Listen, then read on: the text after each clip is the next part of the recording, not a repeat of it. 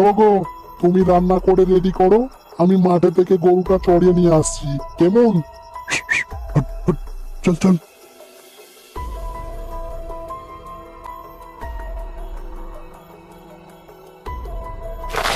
High high high high high রে, আমার এ কি সর্বনাশ হয়ে গেল, আমার গাড়িটা নদীর জলে ডুবে গেল। আর কাসেমের কান্না দেখে জল থেকে বেদিনা উঠে আসে। কি হয়েছে বাছা? তুমি কান্না করছো কেন? কি হয়েছে তোমার? আমার গাড়িটা জল খেতে এসে নদীর জলে ডুবে গেল। আমি একজন গরিব মানুষ, আমার কাছে গরু কেনার মতো আর কোনো টাকাই নেই, এখন আমি কি করব কিছুই বুঝতে পারছি না। আচ্ছা ঠিক আছে, তুমি কোনো চিন্তা করো না, আমি তোমার গায়ে অবশ্যই তোমাকে ফিরিয়ে দেবো। এই বলে বেদিমা তার জাদু শক্তি দিয়ে তাকে অনেকগুলো সোনা দেয়। এই নাও, তুমি এই সমস্ত সোনাগুলো নিয়ে যাও, তাহলে তোমার সমস্ত দুঃখ কষ্ট দূর হয়ে যাবে। না দেবী মা, আমার কোনো সমাধানের প্রয়োজন নেই, আমি আমার গায়েটাকে ভীষণ ভালোবাসি, তুমি আমাকে আমার গায়েটা ফিরিয়ে দাও, এতেই আমি খুশি, আমার আর কিছু চাই না। তুমি এই সমস্ত হিরেগুলো নিয়ে যাও, তাহলে তুমি অনেক ধনী হয়ে যাবে। যাও।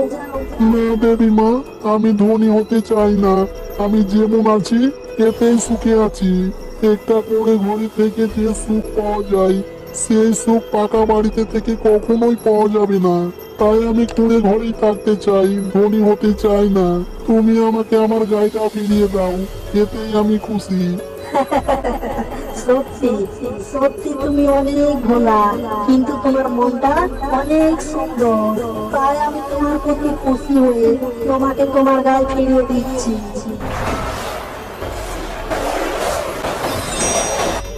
হুম? না না দেবী মা, এটা আমার গায়ে না, আমার গায়েটা তো সাদা, এমন হলুদ না। তোমার প্রতি আমি খুশি হয়ে তোমার গাইকে একটা জাদুই গাই বানিয়ে দিয়েছি, এবার থেকে তোমাকে আর দুধ বিক্রি করে সংসার চালাতে হবে না। এই গাই তোমাকে প্রতিদিন একটা করে সোনার কয়েন দেবে, আর সেই সোনার কয়েন বিক্রি করে তুমি তোমার সংসার চালাবে। আর এই গাই যে দুধগুলো দেবে সেইগুলো তোমরা সবাই মিলে খেয়ে নিও, কেমন? যাও। এরপর কাসেম দেবী মাকে ধন্যবাদ দিয়ে গরু নিয়ে সেখান থেকে চলে যায়, আর তার ঘরে এসে তার স্ত্রীকে সমস্ত কথা খুলে বলে। এই শুনে তার স্ত্রীর অনেক লোভ হয়। ছি, এর আর হুঁশ বুদ্ধি হবে না, সোনা দানা হিরে মতি পাবার পরেও গাধা কোথাকার গরু কানিয়ে আসলো। এই গাধার দ্বারা কিচ্ছু হবে না, আমি আমি কালকে যাব আর দেবী মায়ের কাছ থেকে অনেকগুলো সোনা দানা আর হিরে মতি নিয়ে আসবো। আর পরের দিনও একটা শাড়ি ধোবার নাম করে সেই নদীর কাছে এসে নদীর জলে শাড়িটা ফেলে দেয়।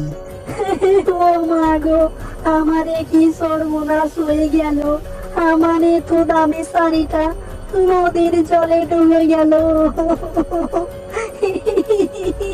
তার এই কান্নার আওয়াজ শুনে দেবী মা উঠে আসে। এই, কি হয়েছে? কি হয়েছে তোমার? তুমি কান্না করছো কেন? কি বলবো দেবীমা, আমার স্বামী অনেক কষ্টে আমাকে একটা দামি শাড়ি কিনে দিয়েছিল, আর সেই শাড়িটা এই নদীর জলে ধুতে এসে নদীর জলে ডুবে গেল। এই কথা যদি আমার স্বামী এখন জানতে পারে তাহলে তো আমাকে মেরেই ফেলবে। আচ্ছা ঠিক আছে, তুমি আর কেঁদো না, আমি তোমার শাড়ি তোমাকে ফিরিয়ে দিচ্ছি। এই বলে দেবী মা তার শাড়ি হাতে তুলে দিল। হুম, আরে এই তো প্রথমে আমার শাড়িটাই দেখাচ্ছে। না না, আমাকে কিছু বাহানা বের করতে হবে। না না দেবীমা, এটা আমার শাড়ি না, দয়া করে আমাকে আমার শাড়িটা ফিরিয়ে দাও। হুম, আরে আমি তো তাকে তার শাড়িটাই ফিরিয়ে দিয়েছি, তাহলে ও এমন বলছি কেন? ও কি তাহলে ওর শাড়ি চিনতে পারছে না, নাকি ও অনেক লোভী মহিলা? আমি কাজ করি, ওকে পরীক্ষা করে দেখি। এই হলো দেবী মা তাকে একটা সোনার শাড়ি দেখিয়ে এই দেখো তো, এটা তোমার শাড়ি কিনা? আর সোনার শাড়ি দেখে ভীমলা অনেক খুশি হয়। হ্যাঁ হ্যাঁ দেবীমা, এটাই এটাই আমার শাড়ি। দাও দাও, আমাকে আমার শাড়ি তাড়াতাড়ি ফিরিয়ে দাও। ও, তাহলে এটা তোমার শাড়ি? তুই তো দেখছি অনেক লোভী। আমি তো তোকে প্রথমেই তোর শাড়িটা দেখিয়েছিলাম, কিন্তু তুই সেটাকে অস্বীকার করলি, বললি এটা আমার না। আর যে এই সোনার শাড়িটা দেখেছিস, অমনি বলছিস এটা আমার শাড়ি। লজ্জা করে না তো? তোর মতো একজন লোভী মহিলাকে আমি কিছুই দেবো না। যা যা, পালা এখান থেকে। না না দেবীমা, তুমি এমন করো না।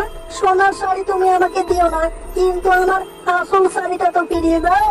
কিন্তু দেবীমা তার আর কোনো কথা না শুনে জলের মধ্যে চলে গেল। এরপর ভীমলা অনেক দুঃখী হয়ে ঘরে এসে যায়। মামা, তুমি কোথায় গিয়েছিলে? আমরা তোমাকে অনেকক্ষণ ধরে খুঁজছি। আমাদের অনেক খিদে পেয়েছে। দাও মা, আমাদের কিছু খেতে দাও।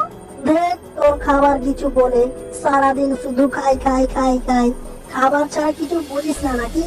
তোকে আমি কতবার বলেছি যে তোর এই কালো চেহারা নিয়ে আমার চোখের সামনে আসবি না। তুই শুনতে পাস না? যা, পালা পালা, আমার চোখের সামনে থেকে পালা। কুলক্ষিনী কোথাকার। এই সব শুনে সীমা অনেক দুঃখী হয়ে সেই নদীর পাশে বসে কান্না করতে শুরু করে।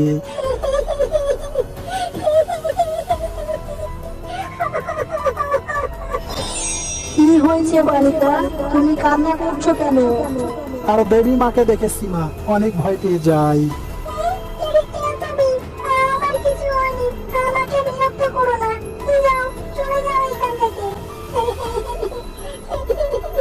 দেখো, তুমি আমার কাছে কিছু লুকিও না। তুমি আমাকে তোমার মায়ের মতো মনে করতে পারো।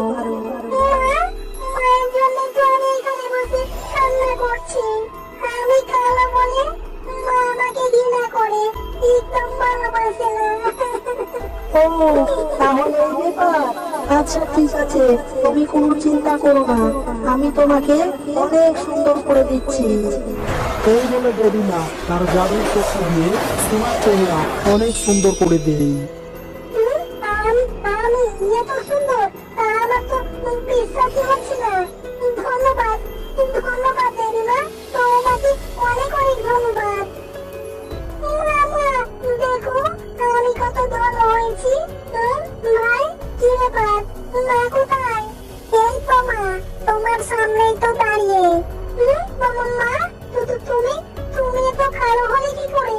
কে জানি বেটি, আমি এত কালো মানুষকে ঘৃণা করি, তাই আমি আমার সাজা পেয়েছি। কিন্তু বেটি, তুমি এত কালো হলে কি করে? এরপর সীমা তার মাকে সমস্ত কথা খুলে বলে। তুমি চিন্তা করো না মা, আমি তোমাকে সেখানে নিয়ে যাব। আর দেবী মাকে বলবো, ও অবশ্যই অবশ্যই তোমাকে আগের চেহারায় ফিরিয়ে দেবে। আর পরের দিন তারা নদীর কাছে এসে দেবী মা, কোথায় কোথায় তুমি? দয়া করে উঠে এসো। দেবী মা, আমি আমার মাকে অনেক ভালোবাসি। দয়া করে তুমি তার আগের চেহারা ফিরিয়ে দাও, তাকে সুন্দর করে দাও। দেখো, তোমার মা একজন লোভী মহিলা আর কালো মানুষদের ঘৃণা করে, তাই ও তার পাপের সাজা পেয়েছে। কিন্তু তুমি যখন এতে করে বলছো, তোমার খাতিরে আমি তাকে আবার তার আগের রূপ ফিরিয়ে দিচ্ছি।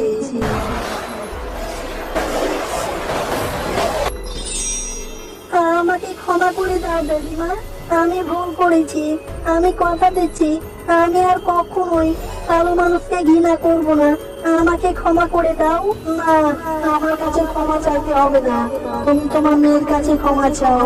তুমি তাকে কালো বলে অনেক অসম্মান করেছো, তার কাছে ক্ষমা চাও।